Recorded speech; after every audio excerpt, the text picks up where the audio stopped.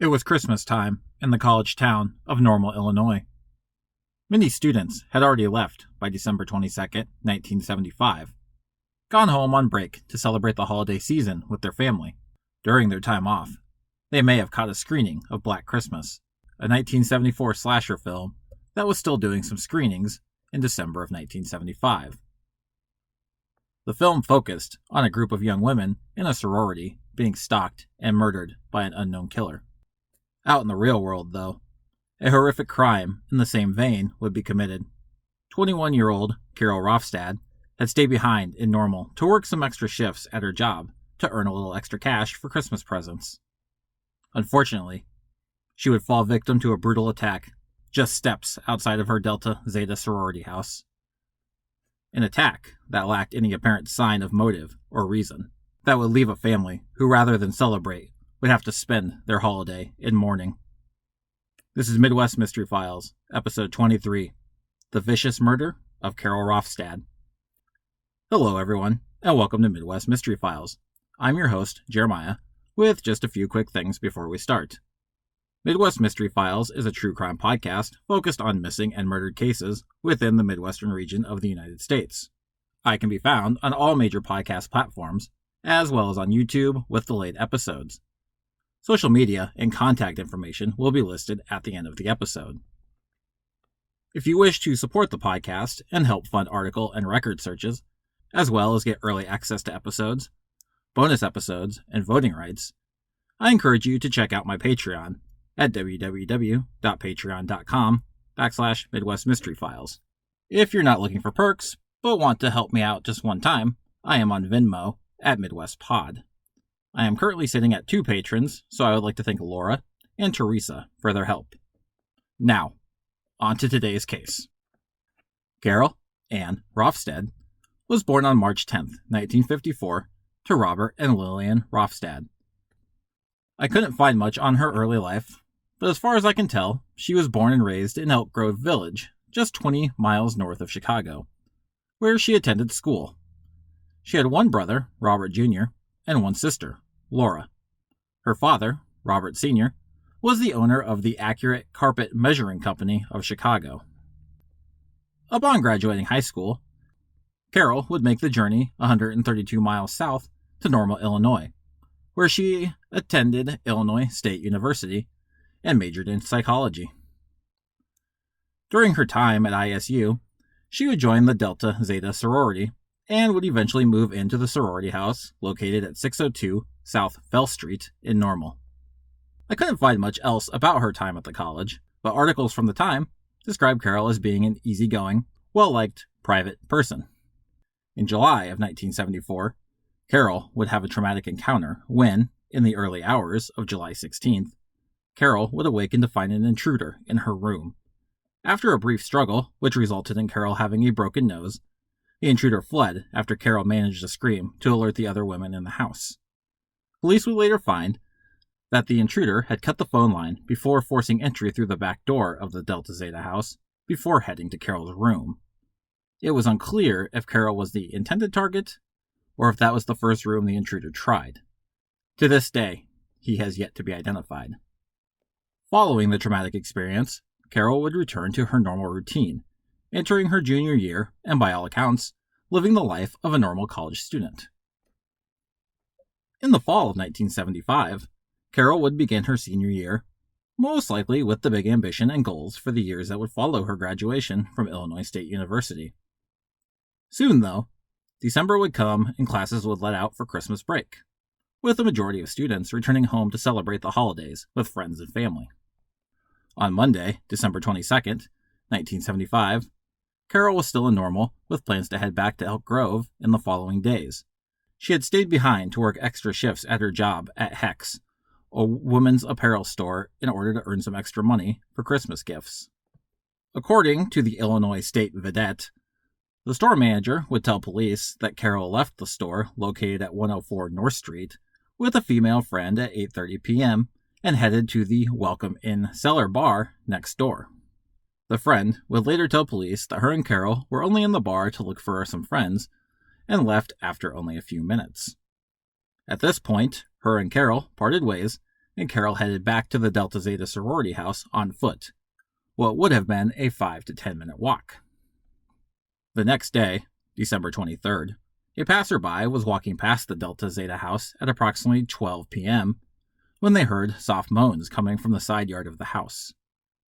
Upon further investigation, the passerby would find Carol Rofstad.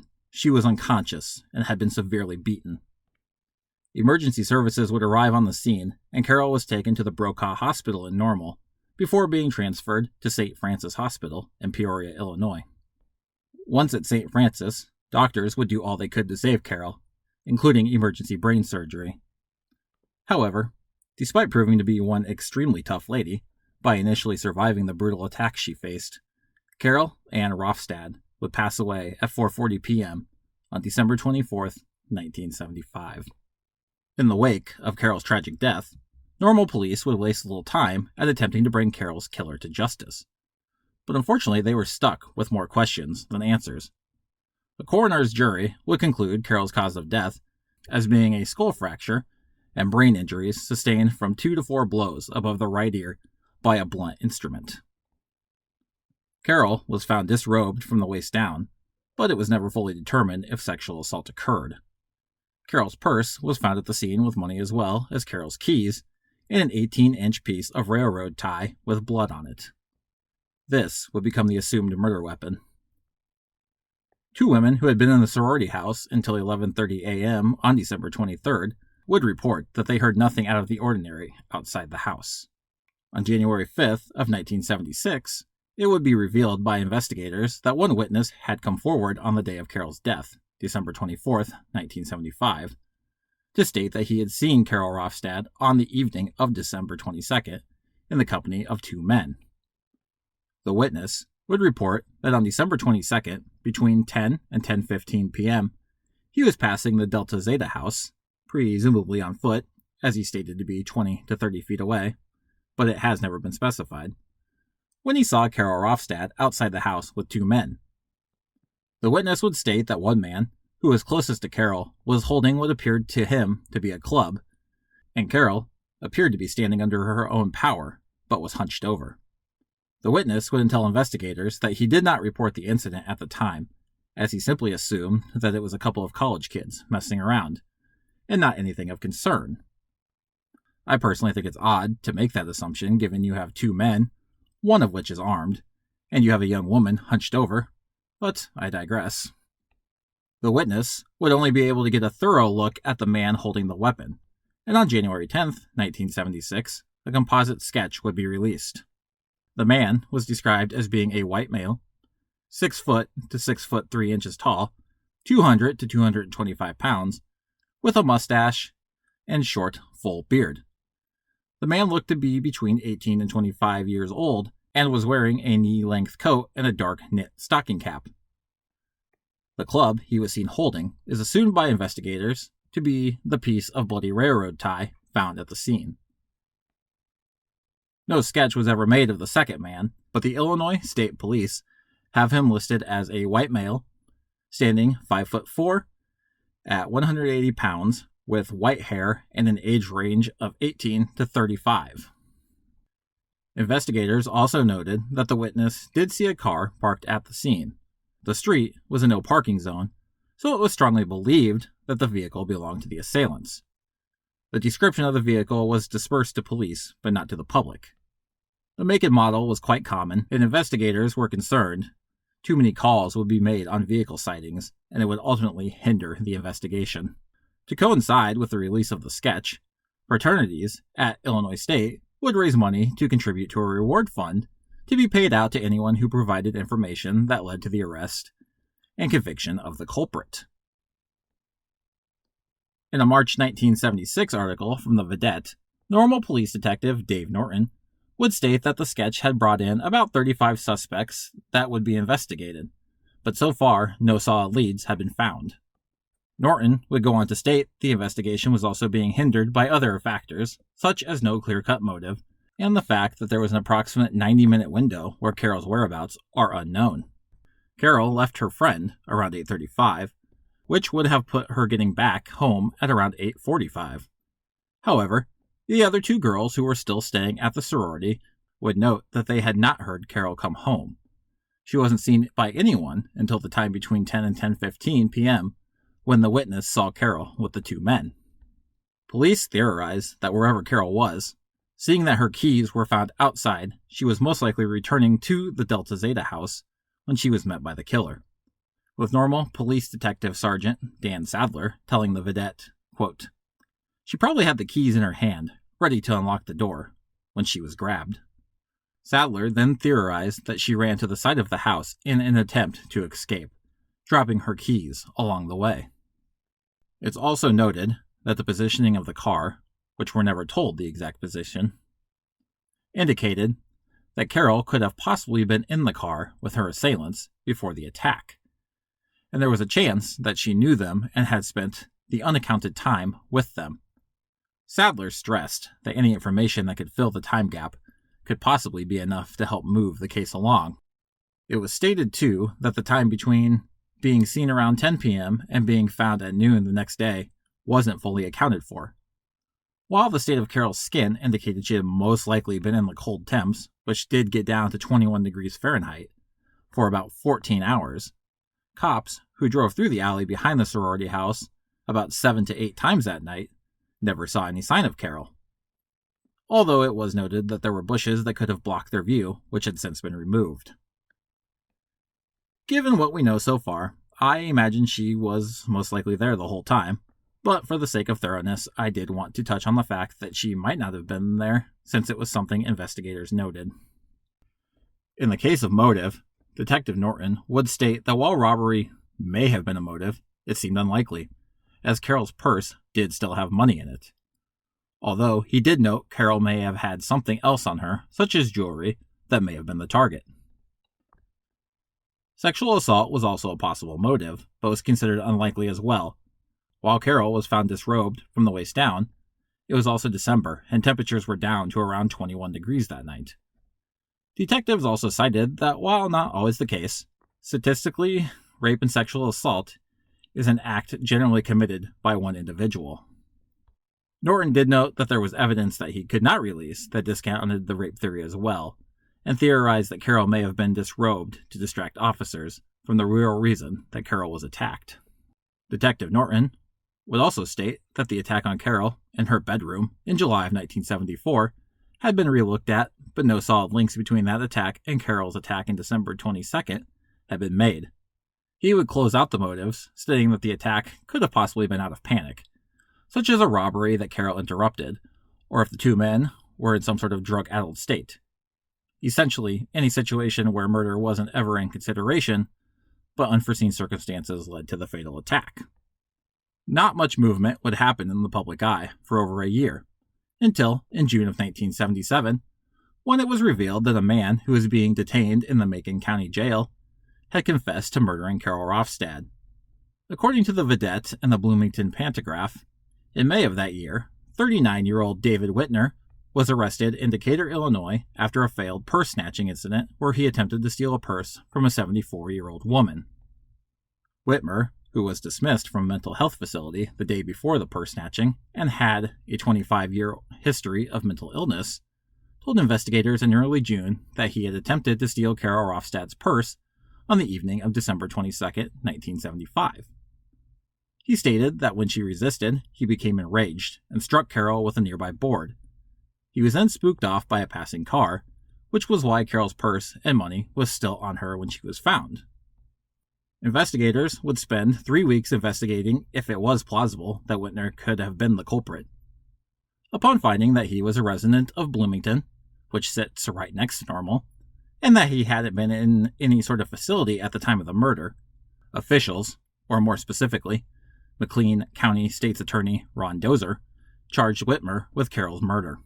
Right off the bat, questions would begin to be raised as to if this was the right call, beginning with the fact that Whitmer's mother told the Bloomington Pantagraph that he had never even left the house on the evening of December 22nd, 1975.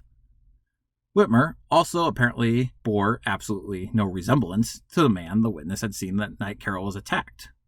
Attorney Dozer would explain this away by claiming that he believed the witness saw something, quote, entirely different, which occurred about an hour after Rofstad was attacked. He added that the witness was not sure which house the three were in front of or what the genders of the three men were. Not sure how you go from stating the witness saw a male with a beard to not being sure what the gender was, but I'll save that for later when we discuss theories. Dozer would go on to state that Whitmer confessed because he was looking to return to the Chester Mental Health Hospital in Chester, Illinois, a place that David Whitmer had been admitted to several times in the past.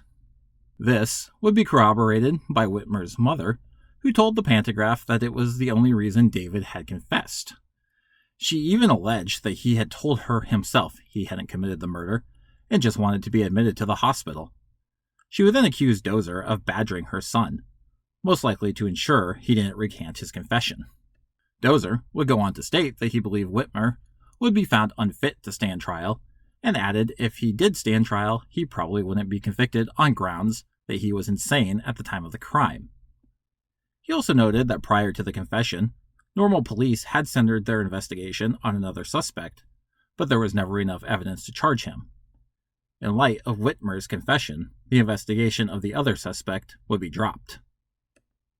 According to a July 12, 1977 issue of the Vedette, it was stated that Whitmer was found unfit to stand trial in the purse snatching incident for which he was initially arrested. It was stated that he would soon have a similar evaluation for the Rofstad trial.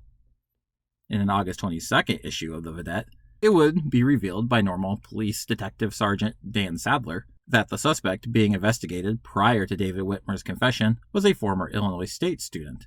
Sadler stated that investigators questioned between 30 and 50 students who knew the suspect. Some had even dated him. Sadler was so confident they were on to the right person, he had the guy's picture tacked on his bulletin board. He declined to comment on his thoughts about Whitmer's guilt. The article would go on to state that the case was in, quote, psychiatric limbo, as thus far, two separate psychologists who had examined Whitmer disagreed on whether he was fit to stand trial or not. At that juncture, a third psychologist had been agreed upon by both the defense and the prosecution to provide another opinion. A September 7th Vedette article would report that the third psychologist, Dr. James McClure, Jr., had found David Whitmer unfit to stand trial. In a 6-page report, Dr. McClure would state, quote, the subject's ability to think, reason, plan, appreciate his environment, etc., has been so badly and permanently impaired by the devastating effects of his chronic psychotic mental illness that he is completely unfit to understand the nature of any proceedings against him or to cooperate in any meaningful way with his defense attorney, and must be considered, in my opinion, to be completely unfit at this time to stand trial. The article would also note that the one psychologist to find Whitmer competent to stand trial did not believe that Whitmer had committed the murder. It was at this juncture that Whitmer would be transferred to the Chester Mental Health Hospital until a time that he may be found competent to stand trial. That time would never come. In December of 1980, 3 years after David Whitmer initially confessed to Carol Rofstad's murder, McLean County State Attorney Ron Dozer dropped the charges against Whitmer. Whitmer had failed many competency tests at this point, and according to the Vedette, Dozer would tell the press that he believed it was probable that Whitmer committed the murder, but he did not think it could be proven beyond a reasonable doubt. And just like that, normal detectives were back at square one after 3 years. If you remember the suspect that was being looked at prior to Whitmer's confession, Detective Sergeant Dan Sadler would tell the Vedette in December of 1980 that investigators had actually continued to investigate the suspect, but he was ultimately cleared a year earlier after passing a polygraph test. It was also stated in the article that many of the members of the Delta Zeta Sorority were of the belief that this man was responsible. At this point, Carol's case goes quiet for quite some time, with only mentions of her murder in Pantagraph articles discussing unsolved area cult cases. The case would always remain open, though, as throughout these articles, whichever detective was in charge at the time would ensure the press that tips were still being followed and the case had at no point been considered closed. In February of 1996, Detective Sergeant Dan Sadler, who was now retired, would tell the Pantagraph, quote, The Rofstad case was completely unsolved and is still open. There was a lot of work put into it, and nothing was ever determined to anyone's satisfaction, as far as I know. Of course, there's some feeling of frustration because we never arrived at a conclusion on it. A lot of interviews and leads turned out to be wild goose chases. To my knowledge, every lead that came about was fully investigated. He would go on to infer that there was always still hope. Someone who recognized the man in the composite sketch, drawn in 1976, was still out there, stating, quote, "Maybe 20 years down the road, somebody would feel more comfortable in coming forward than they did at the time. We don't know how accurate it is. It was the best we could come up with at the time." Of course, though, continued investigation with no resolution would do little to ease the heartache of Carol's family, who in 1996 had spent 20 long years without answers as to who took their daughter and sister from them. A wound that was fresh every day, with Robert Rofstad, Carol's father, telling the Pantagraph, quote, "Every once in a while, in a shopping center, we'll see a girl who looks like Carol. It brings back memories. She was a pretty girl. She had everything going for her. We miss her every day, and we think of her."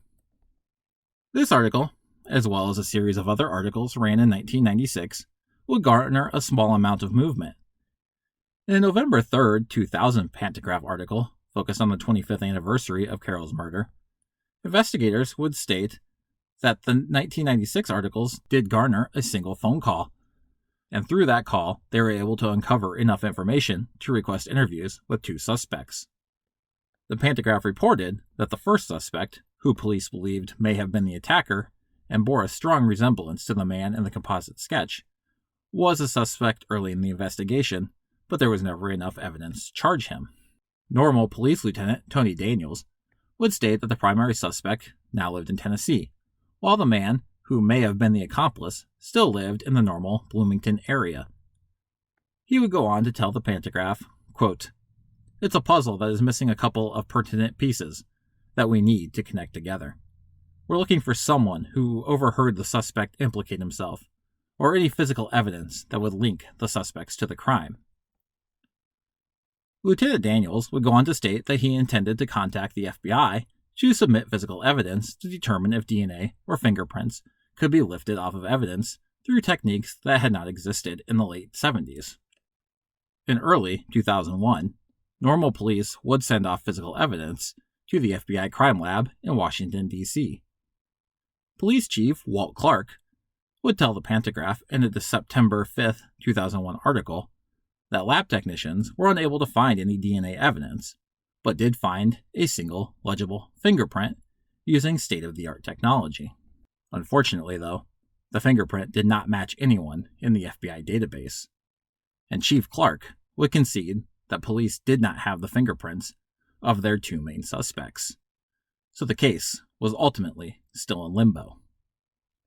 In 2008, a former Chicago homicide detective would add some fresh eyes to the case, only not in an official capacity. George Siebel, who established Morton College's Institution for Cold Case Solution in Cicero, Illinois, in 2004, began looking at the case independently with his student staff members.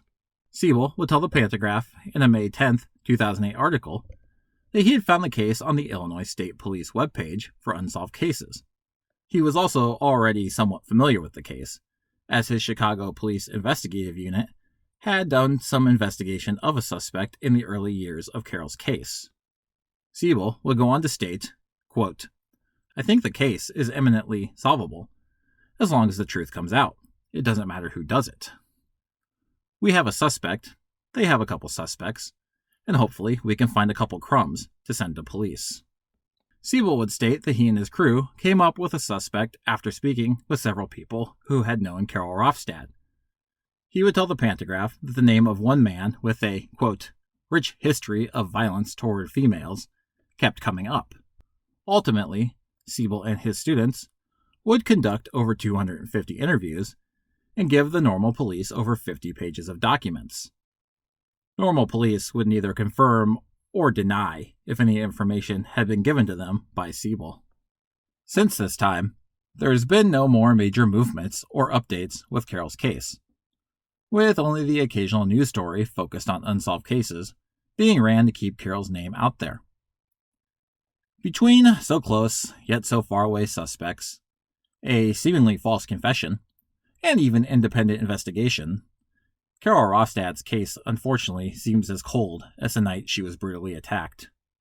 We're left now with only theories. This is a difficult case to look at without going overboard speculating on theories. All theories are obviously a bit of speculation, but I always try to base what I say around what's known by me and the general public, as well as what law enforcement presents. Law enforcement has stayed fairly tight-lipped on this case as far as suspects go, which is fine. It's always better to protect the integrity of investigation than let us know information willy-nilly. We'll go ahead and jump right into David Whitmer. For all intents and purposes, I don't think anyone believes this guy is guilty. But since he was a central part of the investigation for several years, I do want to touch on him quick. David was a clearly troubled individual, and it's unfortunate that he felt the need to take some extreme measures to find himself somewhere that he felt taken care of.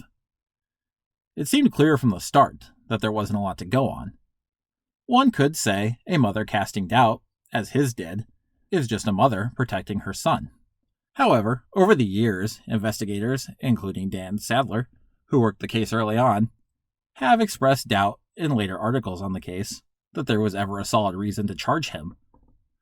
From my own standpoint, I thought it seemed strange that nowhere in Whitmer's account did he explain why Carol was disrobed from the waist down. And from how he said it, he only hit her once with a board, running away as soon as a car came past. A lot of it didn't make sense. Most of what happened with David Whitmer seems to land on the back of McLean County Attorney Ron Dozer.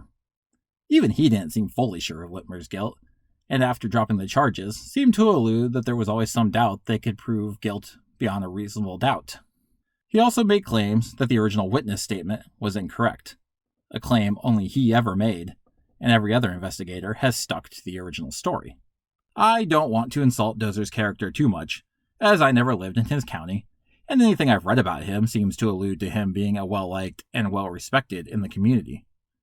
However, in 1976, he was in his new position, so we could easily judge him as wanting to charge an innocent man to make a name for himself by prosecuting such a heinous crime right off the bat.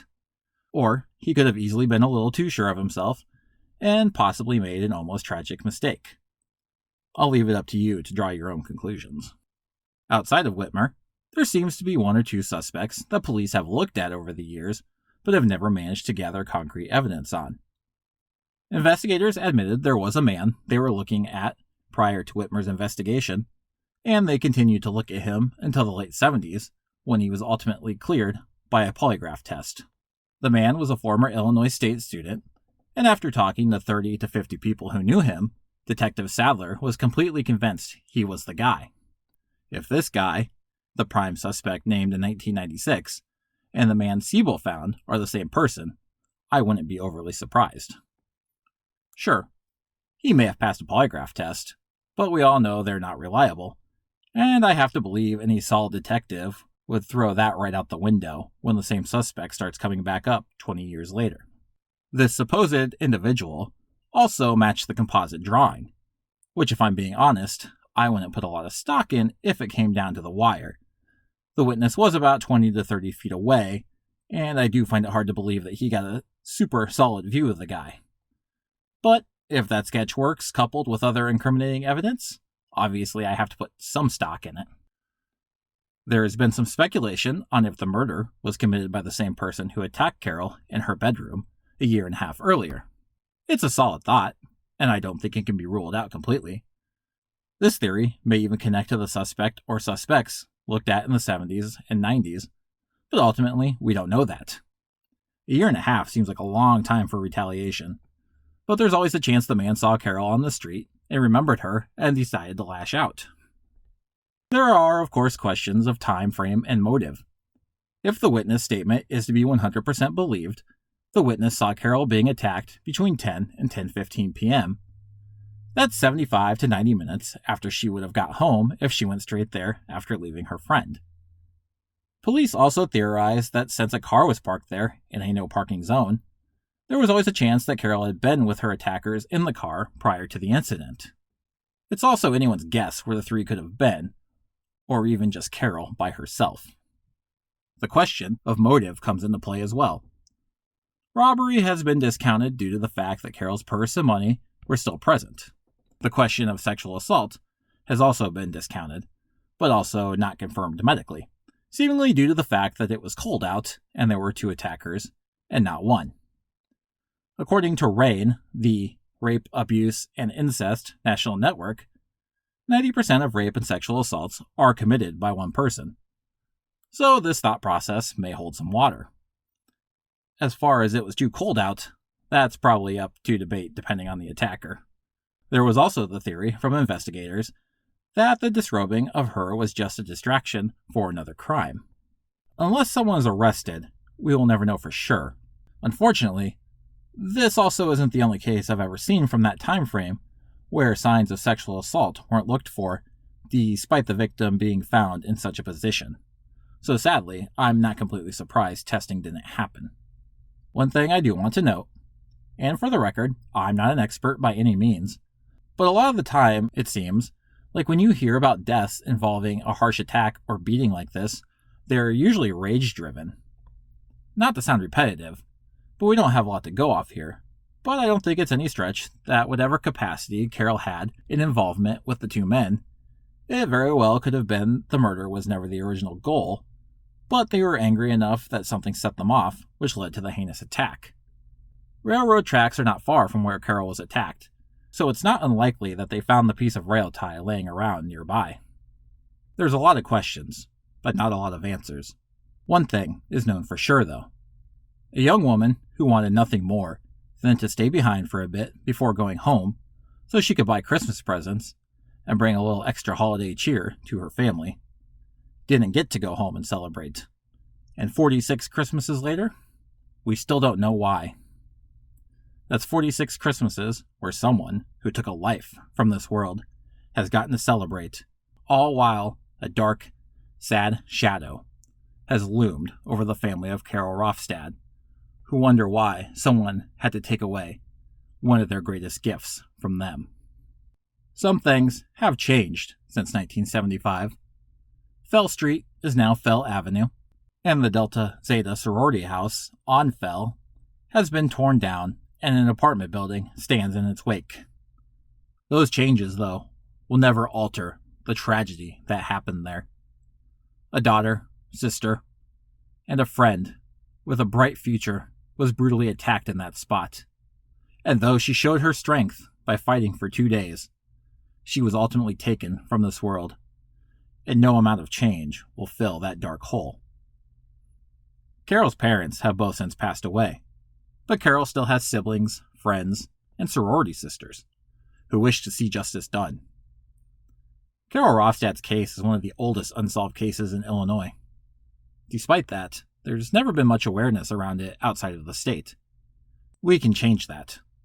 As always, I encourage you to share this podcast, or any other such sources you may care to find, and keep her name out there. I'll have the suspect composite on my social media accounts. Share it. If the perpetrator is in another state, someone completely unaware of Carol's murder may recognize him. It's never too late to spread awareness and possibly help move justice along. If you have any information on the murder of Carol Rofstad, please contact the Normal Police Department at 309-454-9526 or Crime Stoppers of McLean County at 309-828-1111. If you're looking for additional information, the Bloomington Pantograph and the Illinois State Vedette has the most coverage. The Pantograph stuff is archived and behind paywalls, but I will provide a link to the Vedette stuff in the show notes. If you wish to let me know what you think happened, have case suggestions or comments, or just want to follow me and the show on social media, I can be found on Instagram at Midwest Mystery Files, Twitter at Files Midwest, and on Facebook by searching for Midwest Mystery Files.